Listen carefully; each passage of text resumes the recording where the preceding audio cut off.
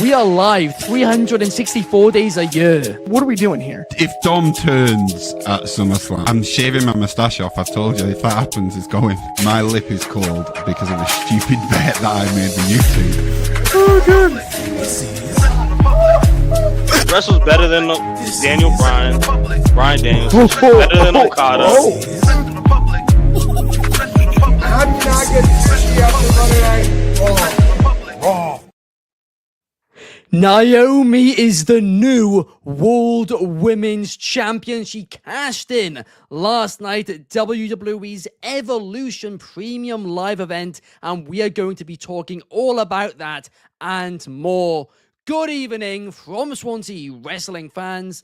I'm your host, Ben Allison, and you are watching Wrestling Republic's daily broadcast, and we have got an absolutely stacked show for you today after an absolute stacked PLE last night. We've already got the comments coming in. Number one Superfly saying Evolution was the best WWE PLE of 2025 so far, and honestly I am inclined to agree with that. We've also got Fernando saying happy Mailbag Monday, WR crew. For once it is a Monday, but there's no mail, we're talking Evolution instead. But also joining me, we have Clark Taylor. How are you, Clark? I got super nervous there for a second, Ben. I don't know if I was going to be able to do the show if you didn't wish me a good evening from Swansea.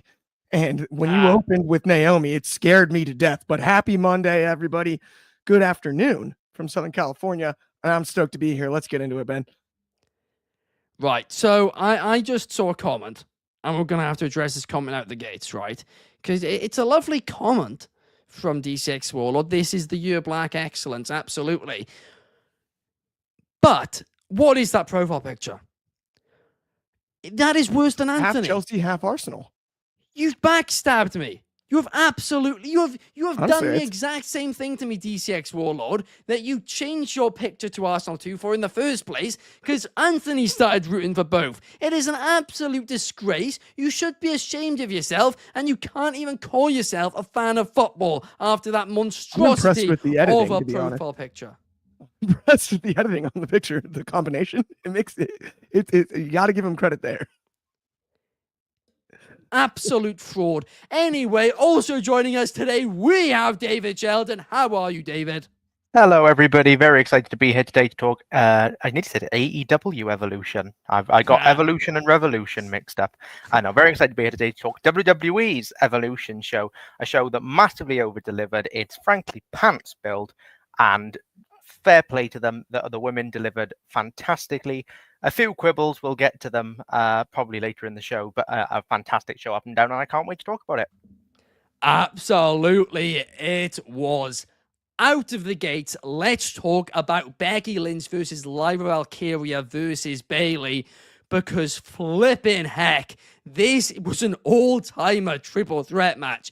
This was easily the top 10 best triple threat matches ever. Honestly, the chemistry these three ladies had was off the chart. It was fantastic from start until finish. They didn't need to do multiple kickouts. They didn't need to do tons and tons of big moves. Why? Because they used the triple threat stipulation to their advantage in the same way that Rhea, Io, and Bianca Belair did at WrestleMania 2. I did prefer that one, the WrestleMania one, but this was really, really close. It was absolutely fantastic, and still the Women's Intercontinental Champion, Becky Lynch. Clark, what is your thoughts? I thought it was arguably the match of the night, maybe until we got to the end, but man, what a way to open the show. Absolute blistering start out of the gates. One of my favorite parts about it is, we talked about this yesterday when we were all kind of watching it together. I love it when triple threat matches stay in the ring. And they really did. All three stayed in the ring for a long, long time. Yes, we had some spots with some rollouts. But other than that, what more could I ask for? And Becky Lynch retains, but man, all three deserve mad props. Absolutely. And yeah, the word classic sometimes does get overused in wrestling. Yeah. In this case, I think it is justified. I actually rewatched it this morning because I wasn't sure if I bought into the hype as much because I was half paying attention the first time I watched it. And when I rewatched it this morning, I was like, flipping heck. Whoa. This honestly is up there with the best three-way matches I have seen. But David, what's your take? I think the match was fantastic, and it was a really, really brilliant opener all through. And this was the only match going into the show that had any story, which helped. But they did a really, really good job. Would I go as far as to say it's in the top 10 best triple threats ever? No, I wouldn't. I wouldn't go that far. But I do think that it was a really, really excellent match, really good chemistry, and Becky winning was the right choice. So yeah, terrific up and down, and the chemistry they had in their singles matches showed out brilliantly in this trios match here. That is a good point you bring up as well. This had story, whereas the rest of the card didn't. And I feel like opening with this, even though you could argue it could be a main event, the crowd was so hyped. And it got them hyped out of the gates. And we said about All In, our only massive complaint about the show was how it opened. This show, it did the exact opposite. It opened and closed with the two best matches. And because of that, you did have the crowd hyped throughout. We've got a few comments here. Firstly, DCX Warlord has had a face turn again. Never been more fired up in my entire life. I was a child, though. I was so happy Ghost Town Triumph came back. It's the best. Numero 1 says the triple threat was a fantastic opening match. It was match of the night until the main event. And Jesse Hyde says WWE Evolution 2 has redeemed Triple H as WWE's best booker, and we don't have to worry about The Rock's head writer being the WWE booker to replace Triple H. Just don't listen to him in the press scrums. Yeah. Can I go into this now? Can I get this From bit the out? top, go. I promise I'll never mention it again. Okay. Triple H is sat there in the press conference. It's the same thing that Stephanie McMahon said on the show. This show was fantastic. It's a shining example of how brilliant all these women are. But for goodness sake, Stephanie McMahon's there right at the very start of the show talking about how, we back in the first Evolution, we had to prove ourselves from the main event, whereas now that doesn't happen. Now we just main event on a consistent basis. Did you know that more matches main evented pay-per-views in the year of women's matches main evented WWE pay-per-views in the year of the first Evolution 2018 than have in the 3 years since Triple H has taken over creative? Wow. Three was the Rumble, TLC, and Evolution in 2018. And since Triple H has taken over the book, the only two pay-per-views that have been main evented by women is Elimination Chamber 2024 and this. I'm sorry, that is what I cannot take, because what they're doing by patting themselves on the back on screen is telling you that they are so brilliant at doing this. That this show proved they can do it. They can do it. This show was fantastic. So for goodness sake, Triple H, rather than going out there and lying through your teeth to your audience, go and just fix it. Just go and do this level of good booking with the rest of the women in other pay-per-views where you've got the option between having the men and women main event. Pick the women sometimes, please. Sorry. I mean, honestly, David, fair point. I mean, that statistic is absolutely shocking. It absolutely is. We got Aunt You in the comments. Shout out to you. Des P4 is saying good afternoon to you, Des. And DCX Warlord saying the greatest triple threat is Styles versus Joe versus Daniels. I honestly prefer the WrestleMania women's one now. I really do. That has taken the top spot for me, but it is between those two, in my opinion. Yeah, my three would be Triple H versus Shawn Michaels versus Redacted from Mania 20.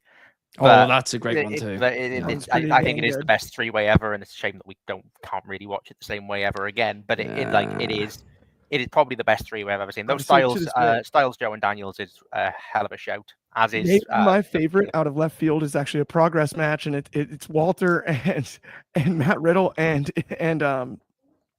Timothy Thatcher. Yeah, it's a banger. They wrestled.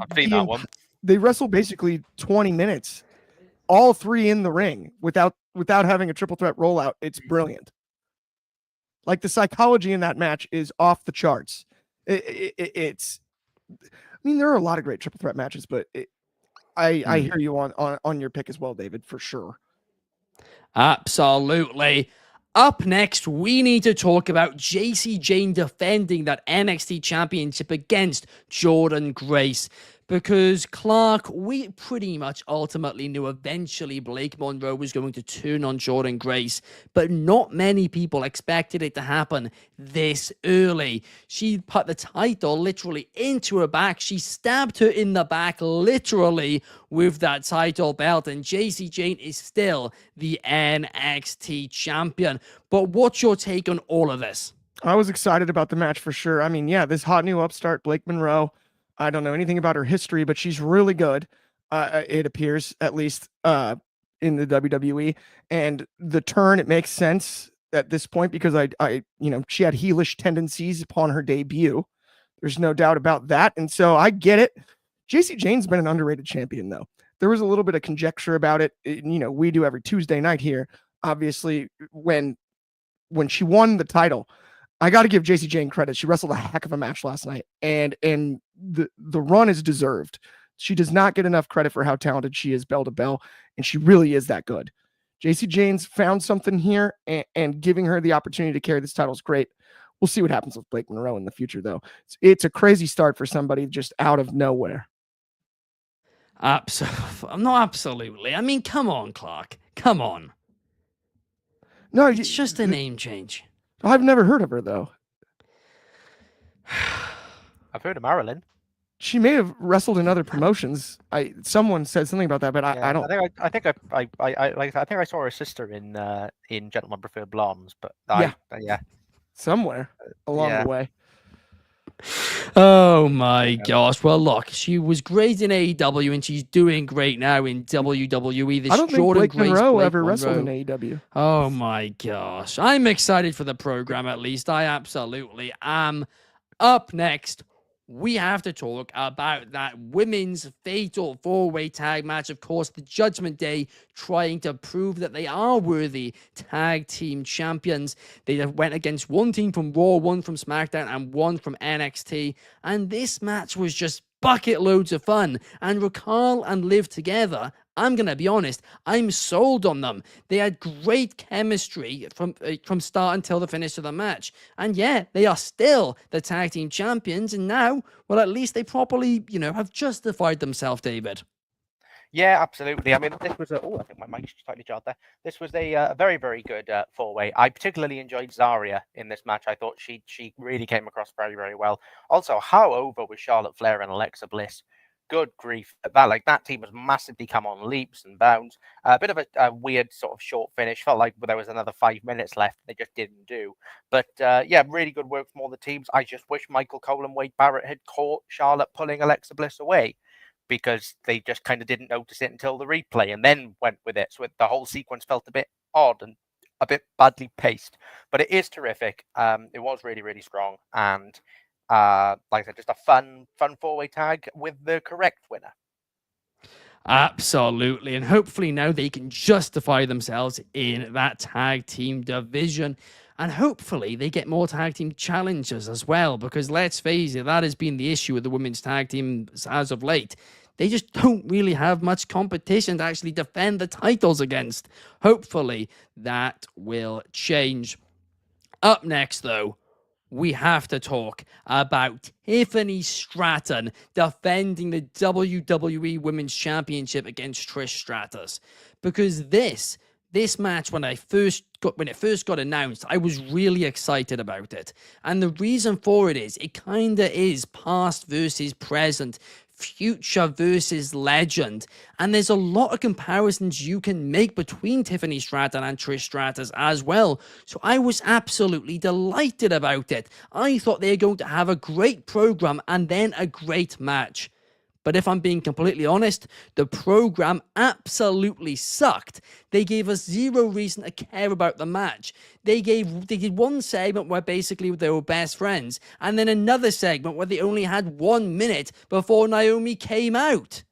I don't get it. But this match, I'm going to be honest, it was my least favorite match of the night. It wasn't bad. It was still good. The entire show was kind of to a high level. But even still, it just should and could have been better. This is Tiffany Stratton. This is Trish Stratus. Clark, in your own words, what are we doing here? The highlight of this entire program was Trish wearing the Your First Crush shirt, because at least that was accurate.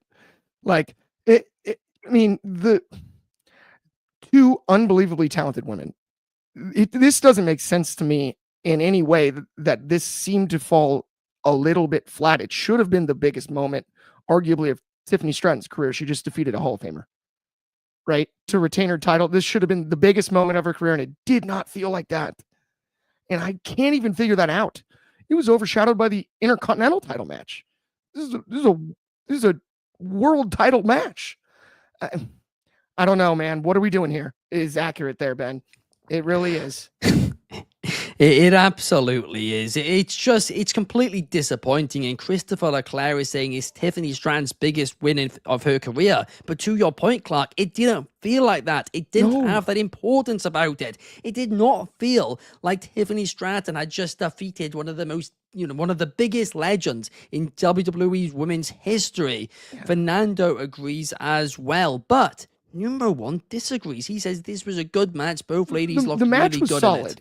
I don't think the match was terrible at all. I just think because as a result of the build, it took me out of it more than I guess I would say I expected going in.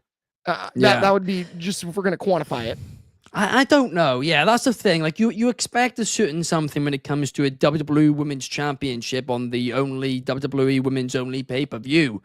But to me, I don't know. It should and could have been better. Here at the podcast, Grifter Podcast, I agree with Tiffany that. I think Stratton that's part is of the not issue. meant to be a babyface with her current character, he says. They should have flipped it. Yeah. And had Tiffany be a heel and Trish be the babyface. That, I think, may have actually changed things from an entertainment standpoint. Yeah, it's hard to do a face versus face feud. It is. But it's also, the way they did it just wasn't the way to do it as well. Garrett says, after the match, we can argue Trish had the biggest pop of the night. That is true. It was loud. Until Naomi. Yeah, Naomi was the loudest. I was like Vicky Guerrero out there. Good grief. Oh, yeah. I actually kind of enjoyed that. She just did the line twice and then moved along. I was okay with that. No, she got a cracking pop, though, to be fair. Did Trish. But, David, what about you? What did you think about this match? Well, I think I'm going to kind of echo the feelings of Number One Superfly. I thought this was quite good. I think that the build has been pretty wretched, which makes it kind of difficult to invest much at all. But this show kind of took place in a pocket universe where I stopped caring because they hadn't built anything well aside from the opener. So I kind of just lent into the matches. It wasn't amazing, but I thought both women looked good. I thought Trish looked really good. Give her another full-time run. If she can do it, give her another full-time run. She's so good still. And she's got such fantastic facial expressions. And I thought she made Tiffy look good, sold a lot for her. Just enough, got the Stratisfaction, which was a nice kick out, and then into the PME for the win. I thought all very solid and well done, and I had a good time watching Trish back in the ring. I will always enjoy watching Trish in the ring.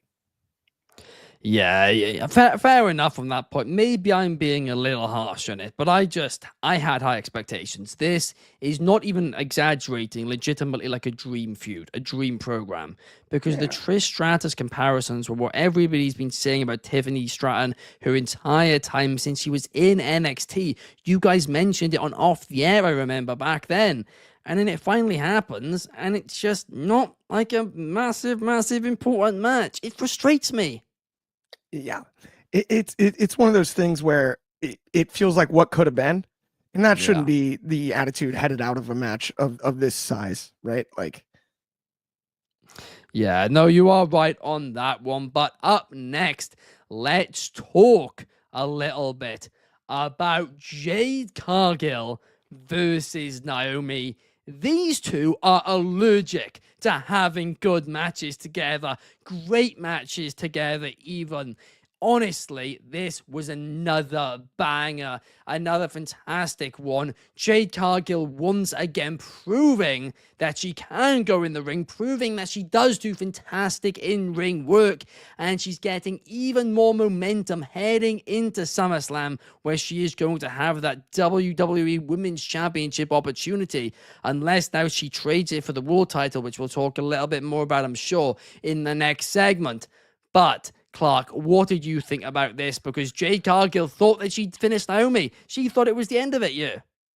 I really, really liked it. My favorite part about it is it was a little bit awkward in the setup, but she kept the super jaded. She kept it safe. And I was blown away by that. You know, Jade Cargill gets a lot of criticism for her in-ring work, and that is a dangerous move. Absolutely. And she kept it as safe as humanly possible, and it was still a very explosive, awesome finish. I dug it. I totally dug this. I thought it was huge for Jade. I should have, I think at the time, and we're going to obviously talk about Naomi later, though, been like, wait a minute. This is a little bit like the Orton-Seth match, right? Like, and the light bulb didn't click until Naomi's music hit at the end of the night, which there's brilliance to.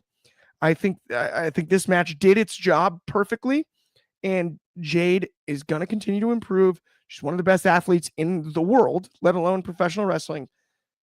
I thought she did good enough last night. Naomi, though, obviously was the star of the night across the board at the end of the night, and I thought she looked amazing in this match too. I got to give credit where it's due. She looked awesome on her side of this match. So yeah, I had no issues with it. Personally, I enjoyed it, and I think Jade's going to continue to get better and better as she goes along. As I've said a lot often, I guess. Absolutely. And to your point as well, you know, this was so close to the end of the show. It was literally like just over one match before the main event. It was just the battle royale between them. So anybody would think after being put through a table, a cash-in would be ruled out. It wasn't. It was cool because she actually sold on the entrance of the cash-in. We're going to get into that segment later. I don't want to get ahead of myself, but right, she sold that as well. And I thought that was brilliant too. Naomi being a pro's pro. Absolutely. And yeah, the future looks bright for both. Yeah, I can't. What was Bianca doing there? That was a little weird. Like, she didn't do anything. She didn't do anything. If I was going to complain, there, you know, you've got your most heated blood feud with Bianca, who has real issues with both of these women, and you did nothing with it. I almost wondered aloud last night, David. Yeah, if Bianca might be like just injured enough to not really wrestle, and we had to get Bianca on the card in some way.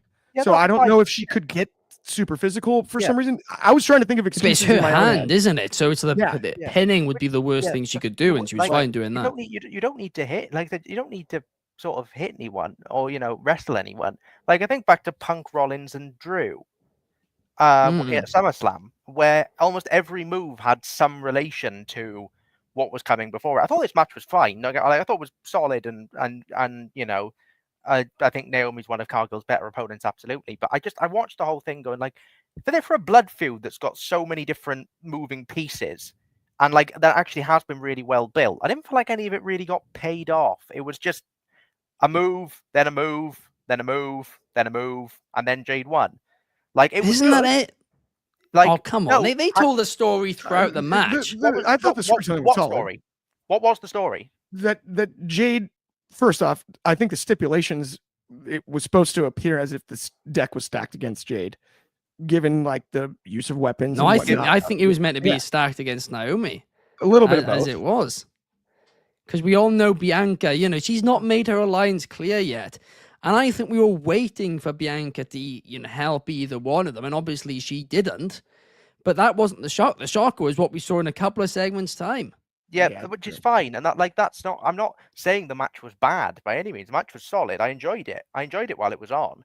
I'll be honest with you. Full disclosure, I had the same problem with Ricky and Ethan on Saturday, and I liked Ricky and Ethan got massive plaudits from people, and I thought it was great. But to me, there was a spot, then there was a spot, then there was a spot, then there was a spot, then there was a spot, and then the match was over. Fun, like great fun, and I thought that was inventive at least.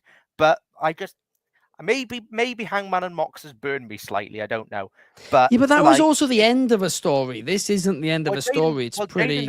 Jade and Naomi's been going on for 6 months. But it's not the end of a story. Yeah, but why have a no holds barred match then? Ben made a really good point there, though. Because the entire idea behind it was this is meant to be the ending to the story. Jade is meant to think she is killing Naomi. It is done. The audience is meant to think it is done, which we successfully did do at the end of the match. She was put through a table. What happened in 2 segments' time? Oh, wait, Naomi is now world champion. Jade has that crown. Maybe she's going to do a U-turn and choose the other title instead. grand. I did not expect that, David.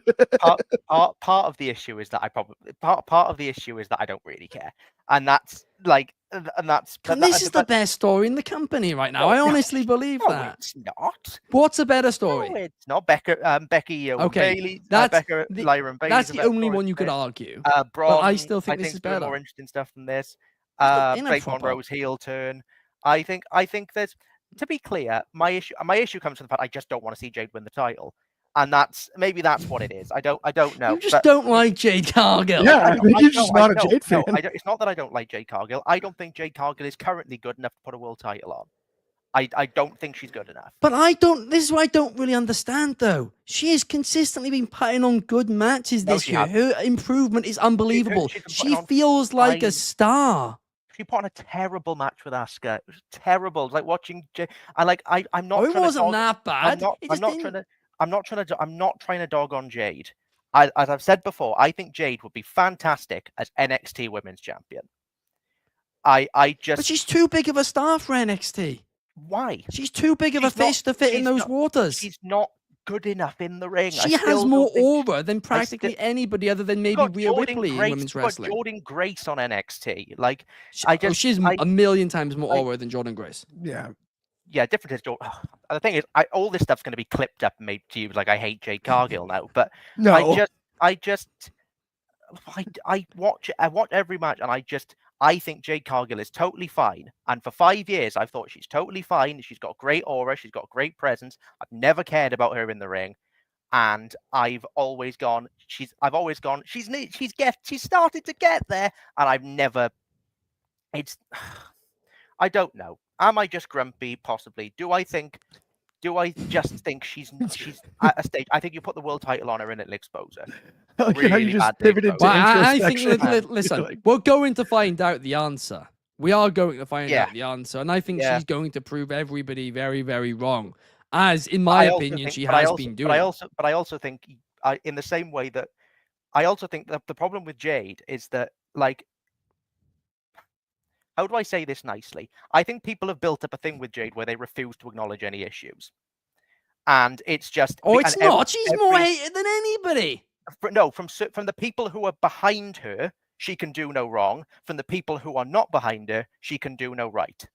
So, but I think there is that combination where either every match is she's proved the haters wrong, or every match is she's not good enough, she's not good enough. To be honest, the answer's probably somewhere in the middle. Can you think she has weak spots, but that she also has like a high ceiling and a bright future? I think she can do 4 moves really well. I think Goldberg. No, come on. What I was saying is it also possible outside of the initial thing you said? I just don't think, and my problem is, Ben, is that I cannot believe that you have spent your every time dogging on Goldberg, who has I'm a Goldberg fan, so Jade can do more better than Goldberg can. I haven't even complained about Goldberg that much, to be honest, because I actually like him more than I've been a Goldberg guy forever. But I think it's a 90s kid.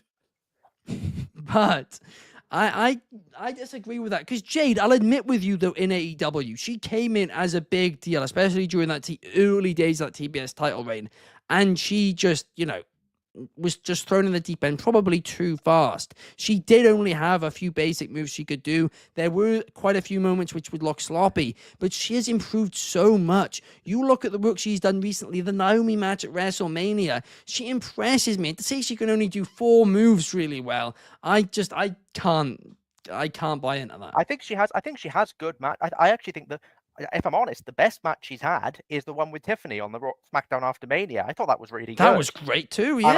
And I was like, okay, so at the very least, that's why I kind of want them to do Jade and Tiffany at SummerSlam, because I'm like, well, that's, I think, the best shot I've got of seeing, right, okay, I every time I go into a Jade Cargill match, I want to see it.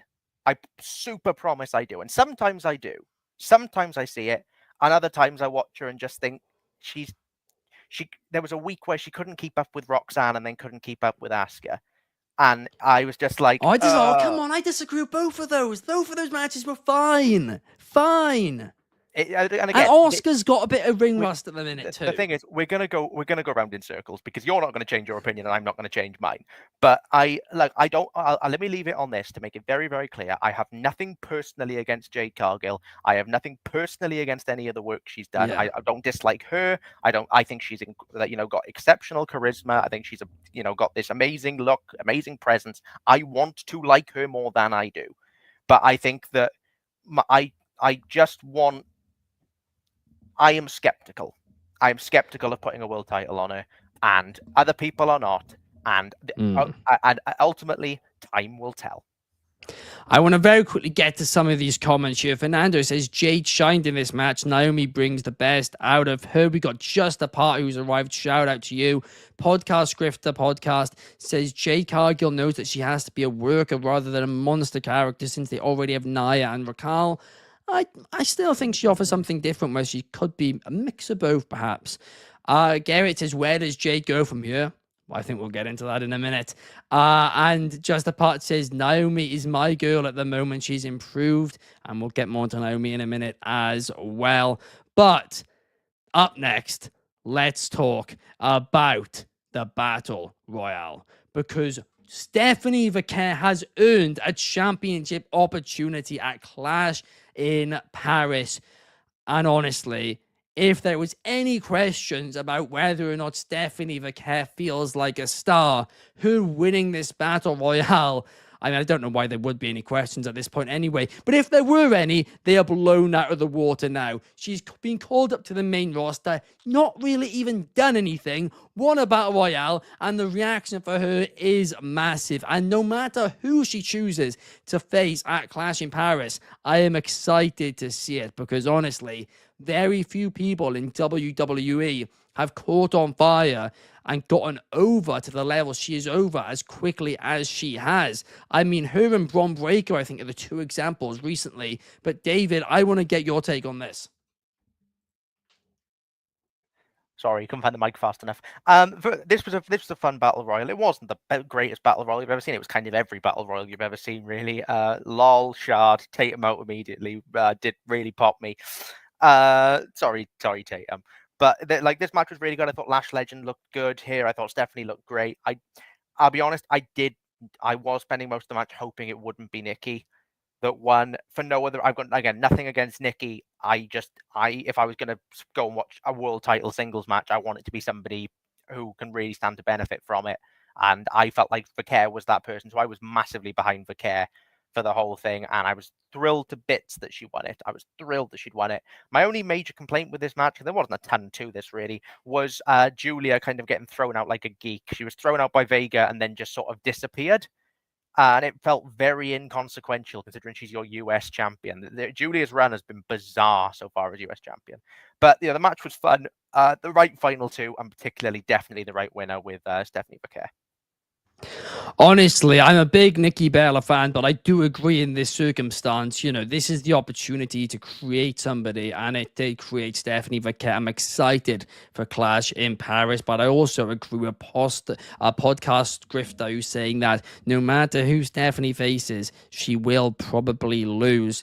But just being in that main event scene so early, there's a lot of advantages to that. Do you know what I would love to see? And I'm not sure it'll happen because I don't think it's big enough. But you've got 2 nights of SummerSlam. So if you're going to use the women properly, now's your chance. Put Nikki Bella on SummerSlam and either do Nikki and Chelsea or do Nikki and Piper versus Chelsea. Nikki and Piper, Chelsea and Piper versus Nikki and somebody else. I thought the stuff with Nikki Bella and Chelsea Green was hilarious. It's happening tonight. That was outstanding. Oh, is it tonight? Nikki Bella versus Chelsea Green tonight. Oh, lol. Yeah. One of the best spots of the match. Well, we'll do it now then. I've not seen the Raw card aside from the gauntlet. So they've just announced it half an hour ago. Then I am a genius. No, I'm not. But that's like I really enjoyed that spot, and I think Nikki did a really good job in the match. Actually, what I did appreciate with Nikki was that at one point Julia sort of turned around, and I thought, Nikki sort of turned Julia around, and I thought, oh, yeah, this is the bit now where Nikki Bella absolutely wails on Julia and makes her look like a geek. And then Julia just went bang, bang, bang, bang, bang and knocked her down. I was like, yeah.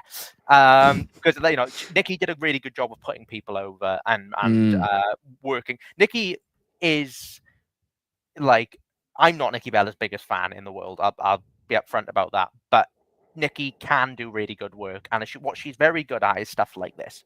She's very good at sort of being in these scenarios with lots of different women, knowing how to work off them all. She's very clever. She's a very intelligent wrestler, and I thought she did a lot to make a lot of people look very, very good. And who threw her out in the end? Was it? I can't actually remember, honestly. It was Valkyrie. But we do need to talk. Oh, it was Lash. About... It was Lash and Stephanie. It was a combo. Oh, that's it. Yes. Yeah, no, it was both. Lash. I apologize. Yeah. It was Lash and had a Stephanie. fantastic showing in this, for sure. We now have to talk about the highlight of the night, because Naomi, Miss Money in the Bank, she proceeded with caution and cashed in anyway. She's the new World Women's Champion. Everybody thought it was a foregone conclusion that she was going to be cashing in on the WWE Women's Championship over on SmackDown. Everybody thought that it was a foregone conclusion. It was out of the equation that she was going to cash in on Evolution after Jade put her through a table only half an hour before. But guess what? Rhea and Io had an absolute banger of a bout, a match of the year contender, a match a lot of people are saying stole this entire weekend. And while for me it was the third best match, honestly, it was absolutely fantastic. On any other weekend, it would steal the weekend. But Io and Rhea took everything out of each other. She cashed in. It was perfect. She left with the championship, and she deserves this. She hasn't held a singles championship since that SmackDown Women's Championship in WWE, I think in 2017. It has been so long, and she's been putting in so much work. And she left the company, she returned to the company, and now she's going to be the main event star, which Naomi deserves to be. I was absolutely thrilled about this, Clark. Absolutely thrilled. This was crazy. This was exactly what we had asked for with Evolution, storytelling-wise, in 1 minute. That's when we got it. Yes, we had the triple threat match to open the show, but this was awesome. Because here's the thing. There's an argument to be made that before the cash-in even happened, Ripley and Io were having the match of the freaking night. Like it was like there was an argument that this was the best match yet. Then the music hits. When it comes to Money in the Bank cash-ins, there's only a debate about the Edge or Rollins or this one. It's the greatest women's Money in the Bank cash-in of all time, bar none, out of the gates, and that's not recency bias or anything else. I believe that wholeheartedly. Naomi just had the best women's cash-in of all time, and top three, it's a pick 'em at this stage, but top three all-time, period, across the board. This was everything you could have asked for, and it was the perfect cherry on top of the Sunday that was this weekend in pro wrestling, and that's what made this so beautiful. We had so many big things happenings, so many big shows, so many great matches, and Naomi deserves this spotlight, deserves this spot. The way the crowd went crazy, everything about it, it was the perfect finish to a really, really great weekend to be a wrestling fan. Absolutely. It was the cherry on top of the cake almost when it came to this weekend in wrestling. Their chemistry is off the charts. Amazing. There were a few concerns going in that some people had about the match, but they just knocked them out of the park very, very quickly. It was fantastic. And Naomi finally has that belt once again. But David, what did you think about this entire situation? Well, this was a shock, wasn't it? I didn't expect this. I expected Io and Rhea to be fantastic. That's no surprise, and indeed it was. It was a brilliant back and forth. To me, the cash-in at the end, as brilliant as it was, it stopped the match having that kind of definitive finish between the two women, which I think I'm assuming will come in later matches. Io's still obviously not beat. So Rhea's still not beaten Io. Then there was a fantastic story told with Rhea getting angrier at the fact that Io just kept having her number with everything she tried. My concern, and it's nothing to do with anything that was on this show, I thought all of this from start to finish was fantastic. I think it leaves SmackDown's women's division very, very bare, because Naomi was one of the biggest linchpins of that division. And if Bianca still isn't fully cleared, that kind of leads at... Here is what I would do, personally. I would bring Jade. I'd do Jade Naomi. I would do that for SummerSlam.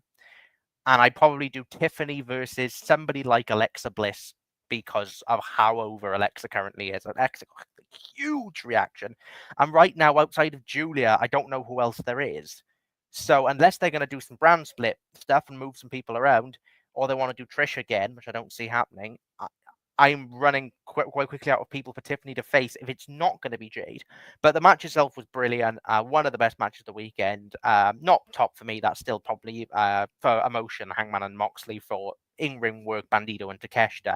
But it's definitely a top 5, bordering top 3. In fact, brilliant match. And I had a wonderful time with it. And yeah, let's have EO wrestle some more, please. Absolutely. I mean, don't get me wrong, WWE. This match was fantastic. We are not forgetting how you blocked that Io Sky title reign. That is not good at all. But I also do agree with you, David. SmackDown now is losing a lot of names. I mean, Chelsea Green is on Monday Night Raw tonight as well. I can only presume they're going to do a draft soon because it can't go on like this, can it? They've got to. Or like a transfer window or something. There's got to be NXT call-ups. There's got to be something because of a minute. Like, Julia should be in that world title picture at this point, considering the talent of everybody else in the division. It's not strong enough. And that's no fault of the women involved. Like, Charlotte's great, but I don't want to see Charlotte and Tiffany do it, go anywhere near that feud again. So I would do Alexa. That's because it's the only person I can think of in the women's division with any form of momentum or interest behind them that's not probably going to be, that's not Jade Cargill. But Charlotte's going to have to be involved in some capacity again. That's the issue. Whatever, just don't have her wrestle. Like, just put Alexa. You can't even have them in the same ring talking. Otherwise, they can't help each other. They just decide to air all their dirty laundry and go off script. It's like CM Punk in a press conference. But like, if it's not Jade, then who is it? Because there's nobody else. Maybe it will still be Jade. I mean, like, it could still be Jade, and but then you got they might do Naomi versus Io versus Rhea. They might do a sort of run back of that for SummerSlam. Throw in some other people if you like. I don't know. Throw in, no, don't throw in somebody in. But you could do like Naomi versus Rhea and Naomi versus Io feel like 2 new fresh matches. So I'm all for that. Yeah. Like, if you want to keep those plates spinning for a bit and have, I don't know what else you do. I seriously don't know what else you do because SmackDown has lost probably its best character from that women's division. I know what they're gonna do. I think I know what they're going to do. They're going to do Belair versus Stratton on night 1. Belair's going to lose to Stratton. Night 2, Belair's going to help Naomi beat Jade. Turn heel. That would be, like, I'm happy with that. Like, I'm fine with that. I don't know if is Bianca. The question is, can Bianca actually wrestle? If Bianca, if she can hit her hand on the mat for the pin with the hand which was injured, surely she can. Depends what you're doing, I suppose. But I think you can. I think it will. I think if Bianca can do it, then yeah, Bianca and Tiffany do that because Bianca's one of the best women's wrestlers in the world. Just let them go and cook for 20 minutes. That's fine. But if it's not her and it's not Jade, I can't think of anybody else other than Alexa. But then you've got the Charlotte Flair problem. But let's not take away from how great this was because it was a fantastic cap on. A really, really good show. One of WWE's best shows of the year, if not easy. Is that in the Chamber? Probably this knocked it out. I mean, the Chamber's always gonna have that moment, though, isn't it? That's the thing. Also then the 6 months of stuff that came afterwards, which lost my will to live. So maybe it is evolution. It could well be. A lot of people are saying it, but I do want to get into some of these comments because Podcast Grifter is saying SmackDown needs more NXT call-ups, so the women's division echoing David's sentiment there. Yeah. That's true. Kalani Jordan has to be in that conversation. She is good enough for sure. We've got Jesse Hyde in the comments saying WWE did a great PLE. It's trying to have a go at All In. Now, All In was amazing too. All In was great. And there were 2 fantastic shows. But Garrett is saying that EO should have the highest rating in 2K next year. Best wrestler in the company. 100%. She's the best actual bell-to-bell wrestler in the company. Easy. She might, like I said, there might be better characters, there might be bigger personalities, but there's nobody whose matches I get more excited for. It's her and Gunther. That is true. And I literally have been saying it since 2018 that she's the best women's wrestler on the planet, but now she could well be the best wrestler, full stop, on the entire planet. Numero 1 says, I would be happy with Bianca turning heel. What if we get Hollywood Ballet? Yep. Actually, I think that would work really, really well. That'd be really, really good. Fun. You know, WWE, after Liv Morgan's injury and Seth Rollins' injury, I've now got a lot of plans seem to have gone. Yeah, I expect her about to go up into the air. So now's your chance to try some big things. That does bring us, guys, to the end of the show. Thank you to Clark. Thank you to David for joining me. And thank you to everybody in the comments. We really appreciate you guys. We will be back same time, same place tomorrow to talk a little bit of Monday Night Raw. It's going to be a good one. Have a fantastic day. Pa, pa, pa, pa.